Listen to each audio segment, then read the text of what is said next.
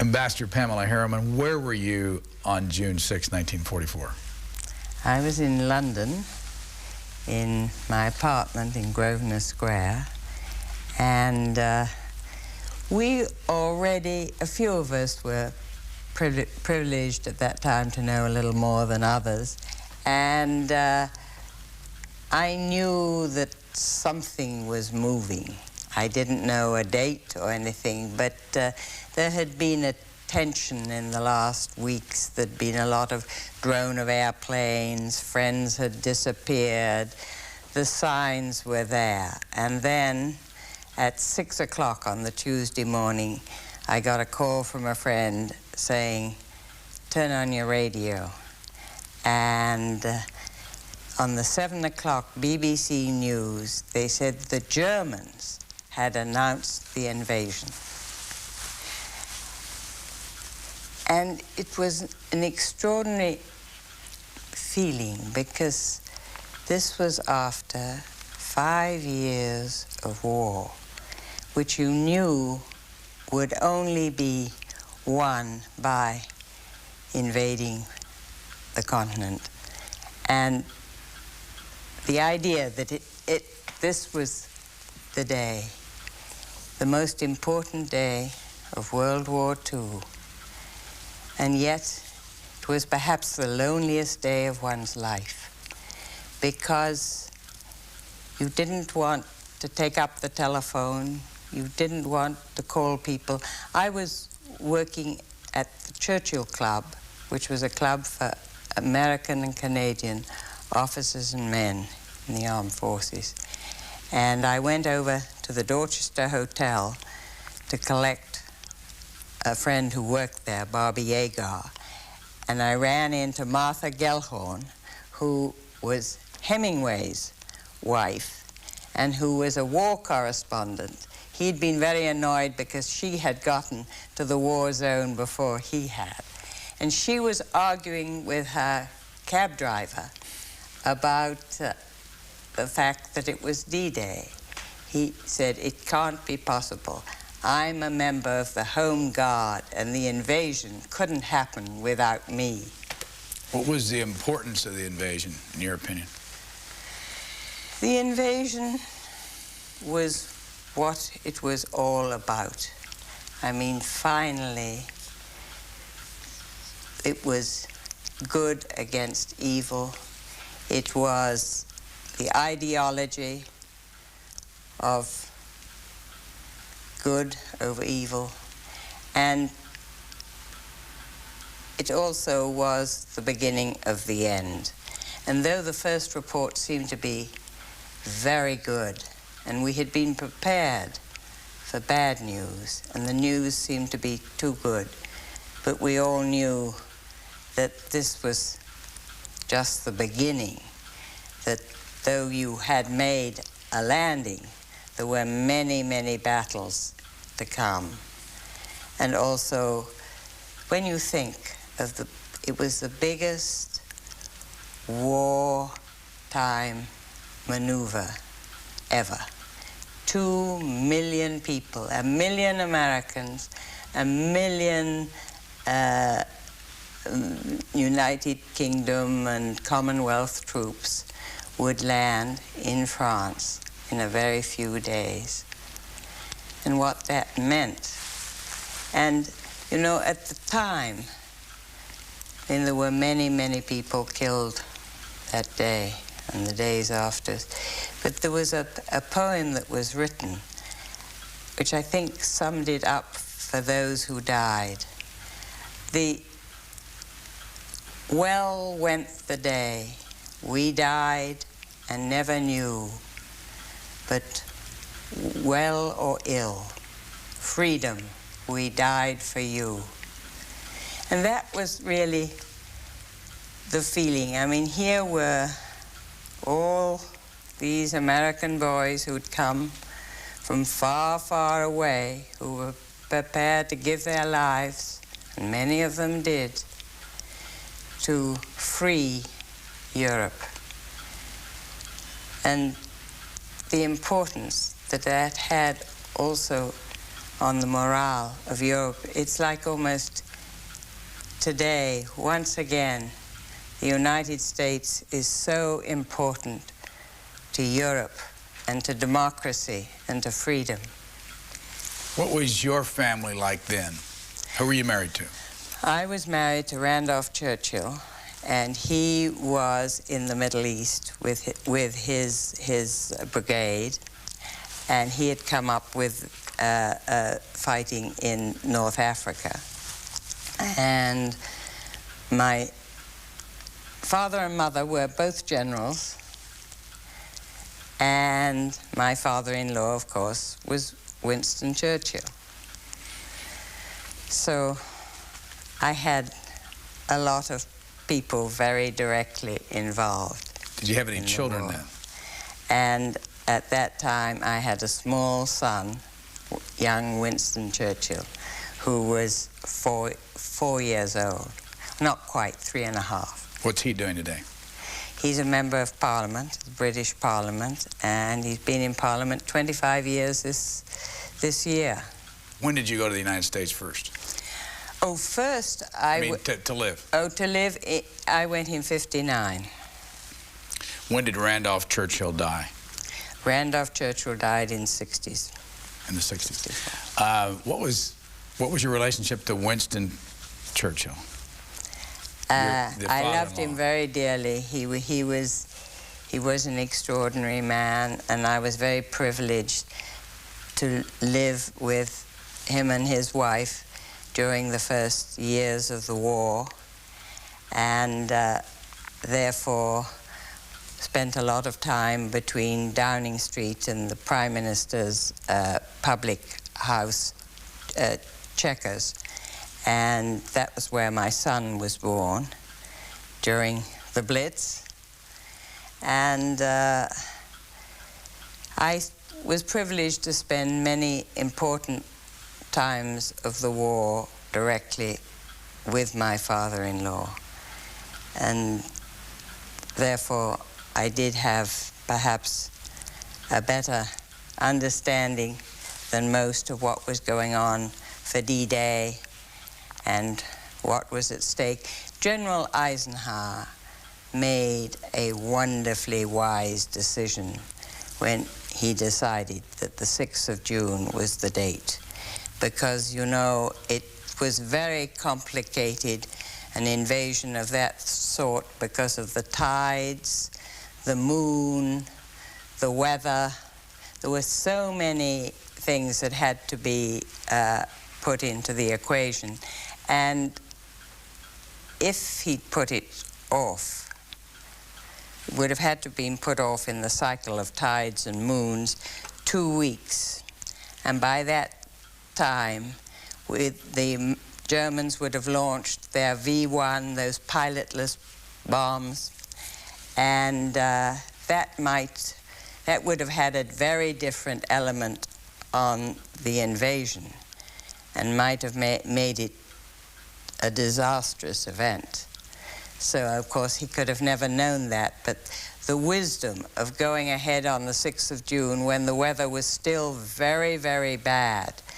I mean, one of the reasons that the Germans weren't perhaps alert to our coming was the fact that the weather was so bad they didn't think we would dare do it then. What was Winston Churchill like? What kind of conversations do you remember having?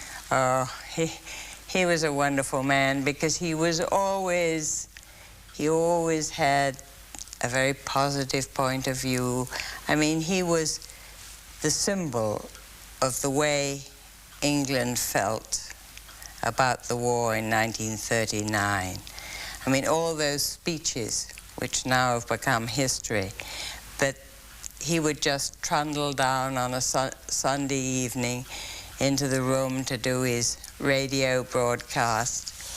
And we never thought really much about it. He was just doing another broadcast. Little did we know that these were going to be some of the most famous speeches.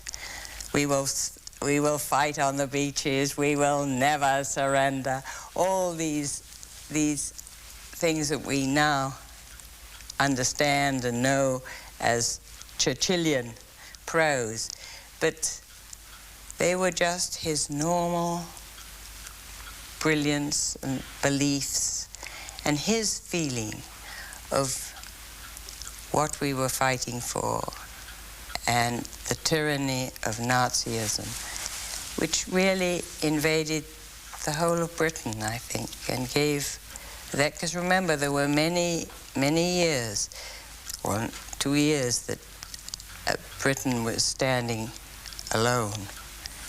And of course, I happened to be with him, with Winston Churchill, the night of Pearl Harbor. And the American ambassador, Gil Wynant, was there, and Averell Harriman and his daughter were there, and we were having dinner.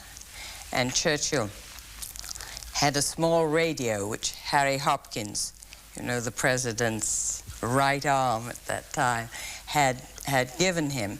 So it came to the dinner table, and it was a little radio with a lid. When the lid opened, the radio went on. And at 9 o'clock precisely, he turned on the BBC News. And the news went through quite normally. And right at the end of the news, they suddenly said, there's been a bombing at Pearl Harbor. And the naval aide, who was also at the table, said Pearl River. And Averell Harriman said, no, Pearl Harbor. And at that moment, one of the aides came into the room and said, there's been this bombing at Pearl Harbor. And then Churchill got up and went off to make the call to President Roosevelt, in which he said, we're both in this together now. But of course, that was the moment when we knew that the war would be won. When did you meet Randolph Churchill? I met Randolph Churchill right at the beginning of the war, in 1939. And we went out on a blind date from a girlfriend of mine who couldn't have dinner with him. She said, would I have dinner with him? And I did. And 3 weeks later, we were engaged. What were you doing then? I had a job at the Foreign Office for translating letters, interpreting letters. Where were you born? I was born in the south of England. And how did both of your parents become generals? Because my father was always a military man. He was in the Coldstream Guards, and he was retired and then went back because of the war as a brigadier general. And my mother was in charge of the ATS, the Women's Auxiliary Services in the south of England. And my sister was in the army. Did your parents see combat at all? My father did he was one of the youngest captains in the Coldstream Guards in the 1914-18 war. I think he was 19 when he was in charge of his entire unit, because everybody senior to him had been killed. Were you interested in politics in those years? Yes, always. Always. What got you interested in the first place? Well, a lot of my family, the Digby family, were members of Parliament and in the House of Lords, and I was brought up knowing and thinking about politics. There's a lot of reference made by British folks to the blitz. What was it, and what do you remember during those times? Well, you know, looking back on it, because at the time one didn't think, looking back on it, I realized how strange it was that I don't think any of us were ever physically frightened. There was bombing all around, and things got hit very near you, and you never seemed to think that it would happen to you, and I guess that's the importance of the spirit of people. How often did the Germans bomb London? Oh. I mean, during that blitz period. Oh, yes. I mean, the whole time. Well, it started, I mean, the Battle of Britain was the 14th of August to the 15th of September of 1940. And that was very intense. And then all the way through, I mean, like a lot of mothers, my child was kept in the country right up. And actually, on D-Day, he was back in London because the bombing had been less bad. But the bombing, you usually sometimes the sirens would go off at 9 o'clock, and the all clear wouldn't go till 5 or 6 in the morning. The worst of which, of course, were the V1s, these pilotless bombs, because they would come about 4 or 5 o'clock in the morning, and you would hear them chug, chug, chug outside your window, because they came at that sort of level. And you could see them splinting across the sky in the early morning dawn. And when they cut out, when the beep beep stopped, it meant there was 2 minutes before they crashed. And if they were overhead when they cut out, you were fine, because they would be 2 minutes further on. But if they cut out before they got there, it would be in the range of wherever you were. And that was very unpleasant, very uncanny. No television in those days. How did you get your information? We didn't, you know. It was the radio and the tape. And the radio was, well, on D-Day and things, they gave the radio every hour, but normally it was the 7 o'clock news, the 8 o'clock news, the 1 o'clock news, 9 o'clock news. And that was it. And then you didn't get, I mean, it's sort of strange to think back on it, but you didn't get any results of D-Day in films for 2 days. I remember the excitement on the Thursday, after the invasion of Tuesday, going to the local movie house in London and seeing the first newsreels. How long have you totally lived in the United States? Ever since '59, and before that I used to go twice a year. Is there a difference in attitude between the Brits because they were bombed and the Americans because they didn't have the bombing? I mean, do you ever get in a conversation with somebody over how you think about the future of war because of the fact that you went through the Blitz? No, I don't think so, because so many Americans did go through the Blitz. I mean, there were so many that came through London, and of course running the Churchill Club, we saw a lot, because it was a club for when they were on leave, professional people to meet professional people of the same sort. So we saw a lot of people. I mean, Irwin Shaw was a member of the club. Lewis Powell, Justice, was a member. We had a very broad range of Americans, and they all knew exactly what we felt and what they felt was the same thing. Now, you mentioned that Averell Harriman was at your table the night at Pearl Harbor. You ended up marrying him. How many years later? What, 30 years? What year did you marry? We married in 1970. Now, I mean, I asked you whether you were... So that must have been 1941. So 41 to 70. How did you meet him on their second life? In other words, you know him in London, and then what was he doing at that time? In London, he was President Roosevelt's personal representative to Churchill, to the British government.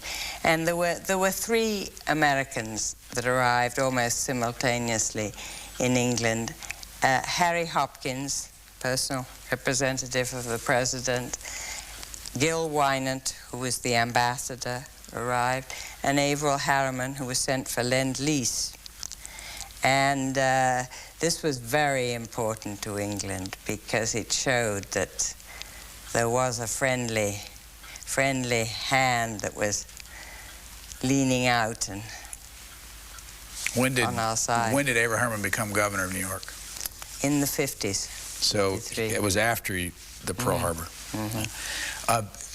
The Winston Churchill wish to go to D-Day. Do you know why did he want to go to the landing, and what happened? Well, you know, he was a firmly military man. Not only did he know history, understand it and everything, but he was part of history, and this was an important moment in history, and he wanted to be there. And if there was danger, he wanted to be there. I remember one Sunday, I was at the Churchill Club in London, and there was a daylight bombing, and the Guards' Chapel, which was quite near, got very badly bombed, and there were a lot of soldiers killed in it. And I got a call to say the Prime Minister was coming to London that afternoon. Would I have dinner with him? And it was because he couldn't bear to be out of it. I mean, if there was going to be danger in London, if there were going to be a bad series of raids, he wanted to be there and part of it. And that night we put on tin hats and went out on the roof at Downing Street to watch some of the bombing starting. Did he ever get to France after D-Day? He went to Normandy, D-Day +6 on the 6th day. Why did it take him 6 days? Well, because the facilities, it was not possible. You know, there was this marvelous thing called Mulberry. Do you know what Mulberry was? Mulberry was what they set up, what they built. It was a whole docks that were built in England. There was one for the Americans and one for the British, in sort of concrete slabs 5 miles in diameter. So that he wanted to see how, Winston Churchill wanted to see how Mulberry was working, how all that was going, and he had originated the idea of having these concrete, well, it was a whole dockyard which was built and had to be sunk underneath the water so that the Germans wouldn't know it was being built, kept out of sight all those months, and then immediately that the invasion happened, these were towed across and put in place so that you could get equipment. When was the first time you went to Normandy?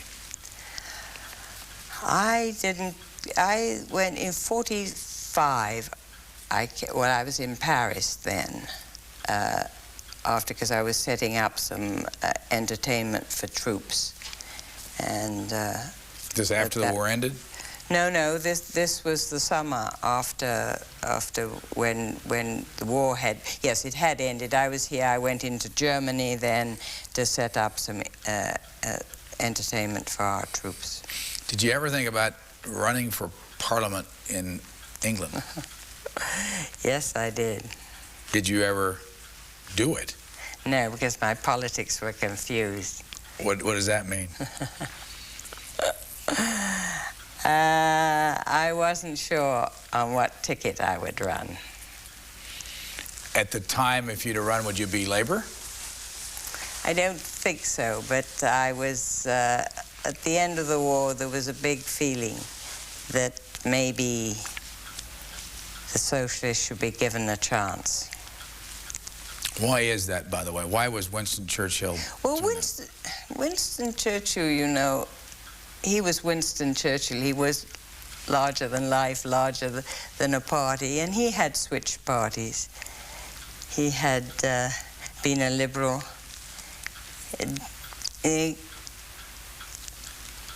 I think Well, with him, he was just one extraordinary leader. And it was a terrible thing when he got defeated in 45. And I think it was nothing personal because the British people worshipped him. But I think they felt that after war they wanted a change. What are the lessons of World War II?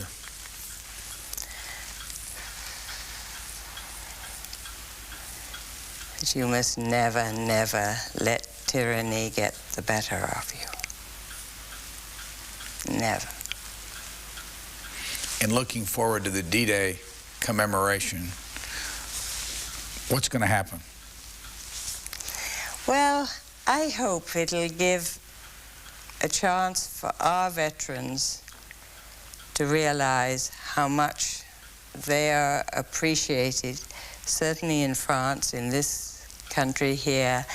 And it really is very touching to see and feel the way people in this country feel about what happened 50 years ago and how grateful they are to America and how important our alliance is and how deep our alliance. I mean, France is our oldest ally.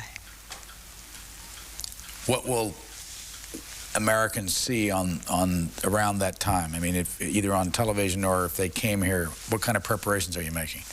Well, the French government are the hosts. I think there are 9 heads of state invited. The ceremonies will begin at sunrise on the 6th of June on the beaches of Normandy. There'll be ceremonies all day.